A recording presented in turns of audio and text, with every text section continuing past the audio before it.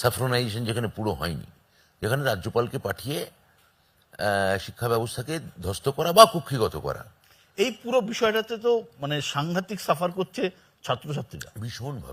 ভীষণভাবে কনভোকেশনে তারা যে সার্টিফিকেট পাচ্ছে, কনভোকেশন করার কথা নয়, সুপ্রিম কোর্ট কনভোকেশন করতে বারণ করেছেন, সুপ্রিম কোর্ট কোন রকম এক্সিকিউটিভ কমিটি মিটিং করতে বারণ করেছেন, স্ট্যাটাস কো বজায় রাখতে বলেছেন।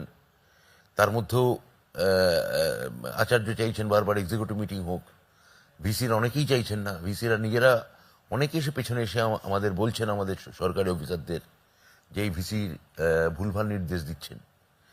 কিন্তু ছাত্ররা তো এই দ্বৈরথ বুঝবে না, ওদের বোঝার কথাও নয়।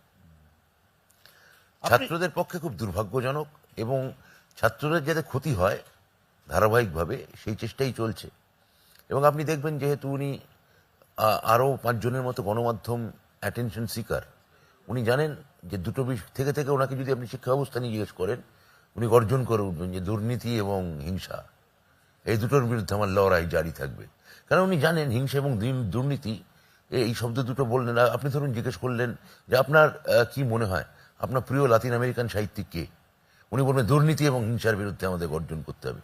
আপনি হয়তো তাকে পরে প্রশ্ন করলেন গভর্নরকে যে আপনার কি মনে হয় কলকাতায় এসে কোনটা বেশি ভালো লাগলো আপনার, রসগোল্লা না সন্দেশ, উনি বলেন দুর্নীতি এবং হিংসার বিরুদ্ধে আমাদের গর্জন করে উঠতে হবে। মানে